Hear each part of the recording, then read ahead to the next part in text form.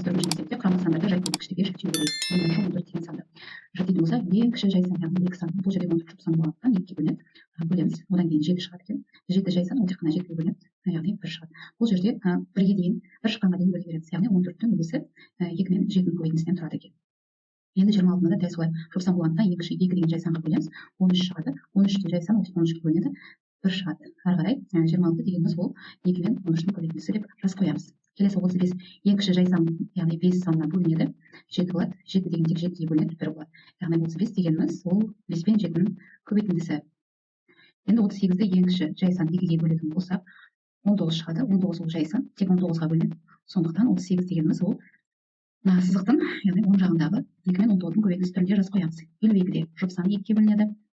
26 болады. 26-да жұп сан 2-ге бөлінеді. 13-те 13-ге бөлінеді, 1 болады.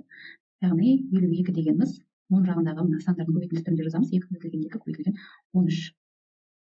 Келесі 87-ді 2-ге бөлінбейді. 3-те бөліне ма? Тексереміз, 3-ке бөлінеді. Ал бөлетін болсақ 29 шығады екен. 29 жай сан, ол 29-ға бөлінеді. Сондықтан 87 дегеніміз 3 пен 29-ның көбейтіндісі. Келесі екінші есепте 88-ді дәл солай жүктейміз. Ең кіші 2 деген жай санға бөлінеді. 44 шығады. 44-тағы 2-ге бөлінеді. 22 болады. 22-тағы 2-ге бөлінеді. 11. 11 жай сан тек 11-ге бөлінеді. 1 болады. Яғни 88 деп тұрғанымыз ол оң жағындағы сандардың көбейтіндісі түрінде жазатын болсақ, осы түрде жазылады. Ары қарай 136-ның жұп сан 2-ге бөлінеді. Ол 68 болады. 68-тағы 2-ге бөлінеді. Ол 34 болады. 34-тағы 2-ге бөлінеді. Ол 17 болады. 17 тек 17-ге бөлінеді. Жай сан енді оны жазатын болсақ, 136 дегеніміз ол 2 бізде 3 рет жазылып тұр, яғни біз оны 2-нің кубы деп жаза аламыз, көбейтілген 17 түрінде жазамыз. 222 2-ге бөлінеді. 111 дегеніміз ең кіші, яғни ең кіші деген 3 санына бөлінеді. Бұл жерде бізде 37 шығады. 37 жай сан, ол тек 37-ге бөлінеді. Сонда жазатын болсақ, 222 дегеніміз 2 көбейтілген 3 көбейтілген 37 түрінде жазылады. Ары қарай 246 2-ге бөлінді жұп сан. 185 бірінші 3-ке бөліне ме тексеріп көрейік. 3-ке бөлінбейді, яғни 5-ке бөлінеді деген сөз. 5-ке бөлгенде 77 шығады. 77 ол 7-ге бөлінеді. 11 болады. 11 тек 11-ге бөлінеді, 1 шығады. 1 шыққаннан кейін тоқтаймыз. Енді 385 дегеннің өзі 5 көбейтілген 7 көбейтілген 11 көбейтінді түрінде жазып қоямыз. Енді 435 ең кіші 3 деген санға бөліне ме тексерейік. Бөлінеді екен. Қайдан білдік 3-ке бөлінетін? Себебі мына цифрларын қосамыз, 4-ке 3-ті және 5-ті қосатын болсақ, бізде бұл 12 шығып тұр. Яғни цифрларын қосымыз 3-ке бөлінсе, ол 3-ке бөлінеді деген сөз. Енді бөлетін болсақ, 145 шығады екен. 145 5-ке бөлінеді. 29 болады. 29 тек 29-ға бөлінеді. 1 шығады. Сонда 435 дегеніміз бұл 3 көбейтілген 5 көбейтілген 29 болады. 530-да жұп сан 2-ге бөлеміз. 2-ге бөлсек 265 болады. 265 3-ке бөліне ме тексеретін болсақ, бөлінбейді екен, 5-ке бөлінеді. 53 болады.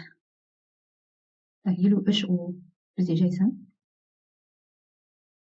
Сол күйінде қалдырамыз. Яғни 530 дегеніміз 2 көбейтілген 5 көбейтілген 53.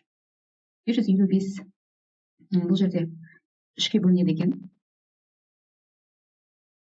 185 болады екен.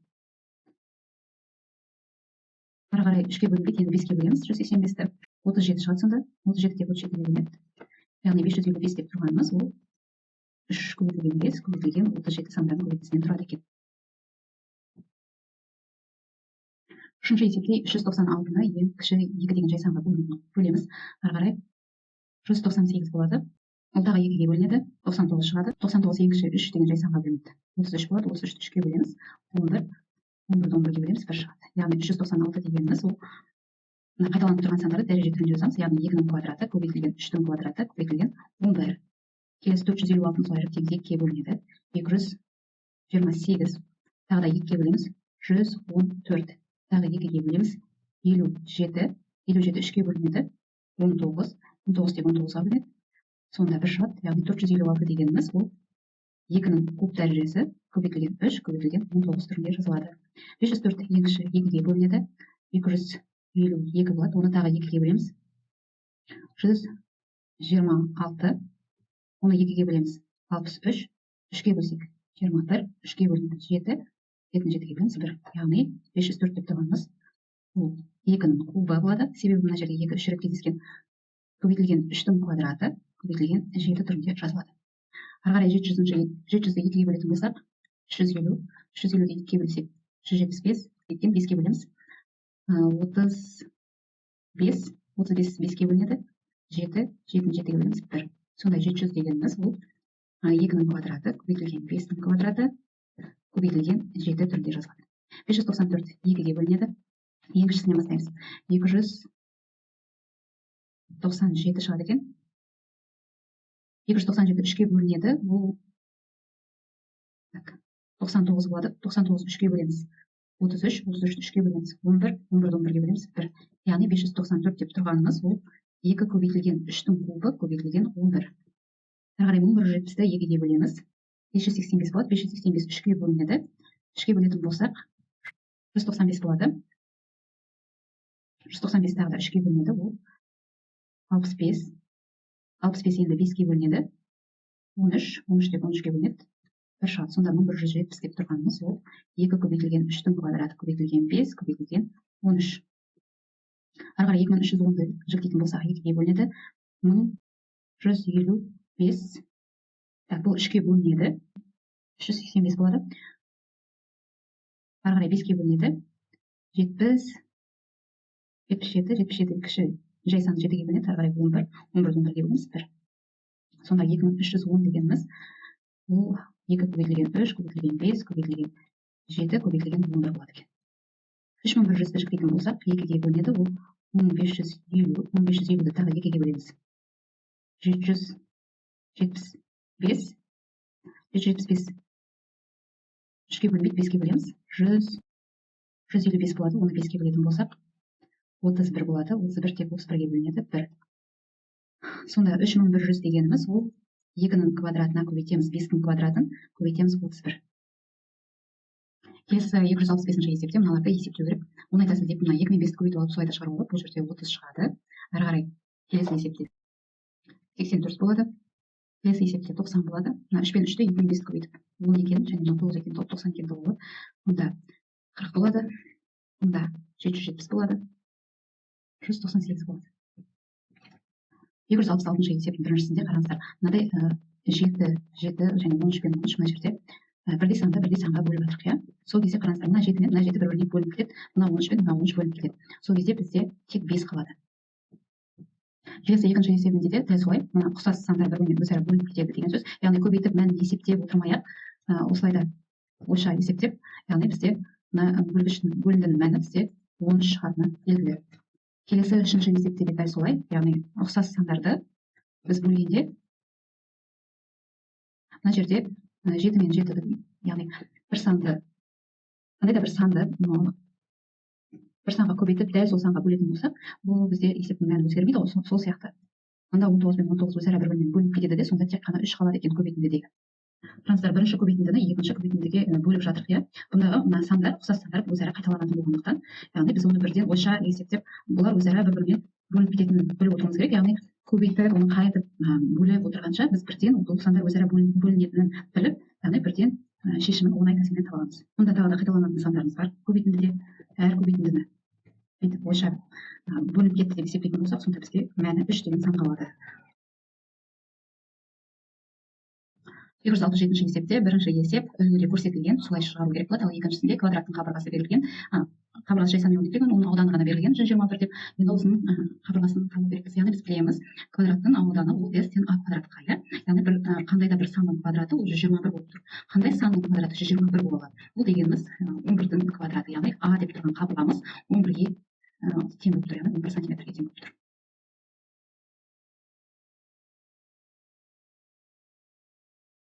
Келесі үшінші есепте велосипедші тұрақты жылдамдықпен, яғни жылдамдықпен 33 км жүрген. Велосипедші қандай жылдамдықпен және неше сағат жол жүрген? Егер осы шамалары жай сандармен бөлінтілсе дейді. Жіктеп көретін болсақ, өзара жай сандарға ең кіші 3 деген санға бөлінеді. Ары қарай 11 болады, 11 11-ге бөлінеді 1. Яғни 33 деп тұрғанымыз 33 саны бұл 3 пен 11-дің көбейтіндісі, иә, 3 пен 11-дің көбейтіндісі. Егер бұл жерде екі жағдайда шешілуі мүмкін. Егер біз уақыттың біз 3 сағат деп алатын болсақ, онда оның жылдамдығы 11 км сағат болу керек.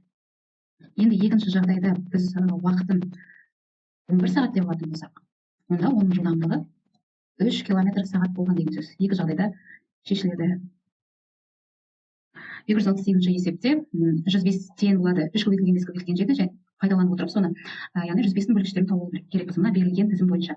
Ең бірінші мына 1-ге қайық. 1 ол бөлгіші болады. 1 кез келген сан бөлгіші болады. Бұл жерде 3 бөлгіші болады. Себебі мына жерде қараңыздар, 3 көбейтілген 5 көбейтілген 7 түрінде беріп тұр. Сондағы 3 бар, яғни болады. Бұл жерде 4 жоқ, яғни 4 болмайды. Мына 4 жазбаймыз, 5 болады. Себебі ол көбейтіндінің ішінде тұр. Ары қарай 7 болады, жазамыз. Енді 12 бола ма? 12 бұл жерде болмайды. Себебі қараңыздар, көбейтінді 3, 5, 7 соларды өзара көбейтіп қараймыз қазір енді. 12 болмайды. 15 болады. Себебі 3 пен 5-дің көбейтіндісі 15-ті береді. 15-ті жазамыз. 20 болмайды.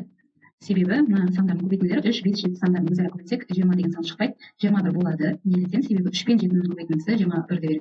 Ары қарай 35 болады. Себебі мына 5 пен 7-дің көбейтіндісі 35, сондықтан оны да жазып қоямыз. Және ең соңғы 105-дің өзі болады. Бұл жерде 1 болады, 2 болады, 5-дің өзі болады, 10 болады. Себебі мына 2 мен 5-ті көбейтсек 10 болады. Мәні 13 болады. Себебі мына көбейтіндінің ішінде 13 саны бар. 24 болмайды. 26 болады. Себебі мына 2 мен 13-ті көбейтетін болса, ол 26-ны береді. Ары қарай 31 болмайды. 65 болады. Неліктен? Себебі мына 5 пен 13-ті көбейтетін болса, ол бізде 65 жазамыз. Және 130-ның өзін жазып қоямыз. Біз білеміз, көлем табу үшін ол А куб деген формула бар еді. Яғни бір санның кубы 27-ге тең болып тұр. Бұл қандай санның? Яғни ол 3-тің да 3-тің кубы 27-ге тең. Бұдан не шығады? Яғни бұның қыры, яғни А дегеніміз ол 3-ге тең екені. Келесі екіншісінде де дәл солай. Қандай да бір санның кубы 125-ге тең болып тұр. Бұл дегеніміз 5-тің кубы. Яғни бұндағы А деп тұрғанымыз ол 5-ге тең болып тұр. Есепте мына кубын егер табу қиын болған болса, онда осылай жіктейміз. 27 саны ең кіші жай санға 3-ге бөлінеді. 27-ні 3-ге бөлсек ол бізде 9 болады. 9-ды тағы 3-ге бөлеміз, 3 шығады. 3-ті 3-ге бөлетін болсақ 1 шығады. Яғни мұны көріп тұрсыңдар. 27 дегеніміз ол 3-тің 3 рет көбейтіндісі, яғни 3-тің кубынан тұратын. Келесі 125-ті де дәл солай тексеріп көруге болады. Егер бірден қай санның кубы екенін ажырата алмасаңыздар, олар ең кіші жай санға бөліп бастаймыз. Бұл жерде деген 3-ге бөлінбейді, 5-тен бастап бөлеміз. 125-ті 5-ге бөлетін болсақ, ол 25 шығады. 25 тағы 5-ге бөлінеді, 5 шығады. 5-ті 5-ге бөлетін болсақ 1 болады. Сонда мына 125 дегеніміз ол 5-тің, яғни 3 рет көбейтіндісінен тұрады, яғни 5-тің кубы болады екен. Осылай ақ табуға болады.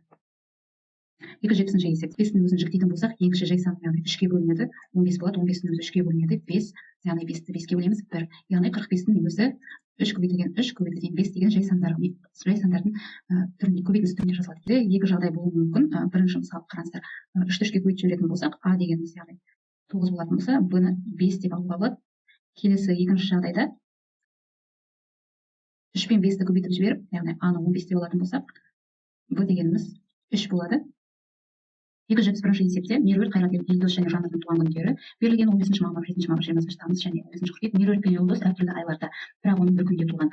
Так, Елдос пен Меруерт әртүрлі айларда, бірақ бір күнде дейді. Так, 15 мамырда немесе 15 қыркүйекте болуы мүмкін. Меруертте солай. Әзірге екеуін ашық қалдырамыз. Меруерт пен Жанрдың туған күндері сәйкес емес, бірақ бір айда туылған. Меруерт пен Жанр бір айда. Яғни бұл жерде тек қана мамыр. Яғни Меруерт дегеніміз ол 15 мамырда дүниеге келген. Бірден табуға болады. Яғни Жанр дегеніміз 7 мамырда дүниеге келген. Енді ары қарай бізде мына Елдос не 15 мамыр немесе не 15 қыркүйек болды. Енді мына 15 мамыр бізде Меруерт болып кеткен соң, ол мына күні болады. 15 қыркүйек күні.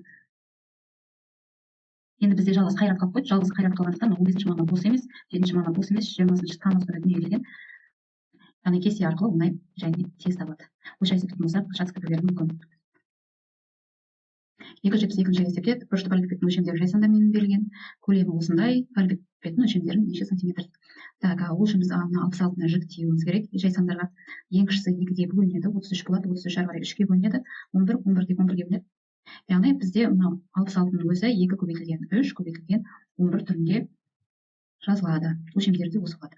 Енді ары қарай 195-ті де солай жіктейміз. Ең кіші, бұл жерде 195 3-ге бөлінеді екен. 3-ге бөлетін болсақ, 65 болады. 65-ті 5-ге бөлеміз.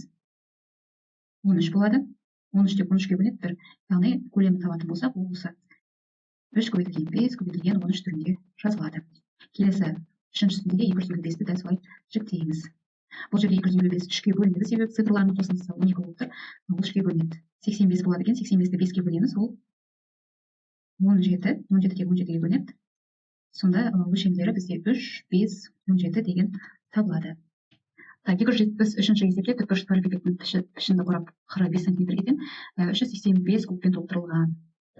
385 кубпен толтырылған болса, енді олардың ұзындығында неше куб, енінде неше куб, биіктігінде неше куб екенін табу үшін біз осы 385-ті, яғни бұл көлем деп қарастыратын болсақ, жалпы көлемде 385 құрап тұратын болса, осы 385-ті 3 санының көбейтіндісі түрінде жазуымыз керек. Бұл үшін біз жіктейміз көбейткіштерге. Бұл жерде ең кіші жайсан 3-ге бөлініп 5-ге бөлінеді екен. Сонда 77 болады. 77-ні 7-ге бөлсек 11. 11 тек 11-ге бөлінеді. Яғни бұл жерде 385 деп тұрғанымыз бұл, мысалы ұзындығын 11 деп алатын болсақ, ені 7 болатын болса, биіктігін 5 деп алатын болсақ, осындай 3 көбейткішке жіктеледі.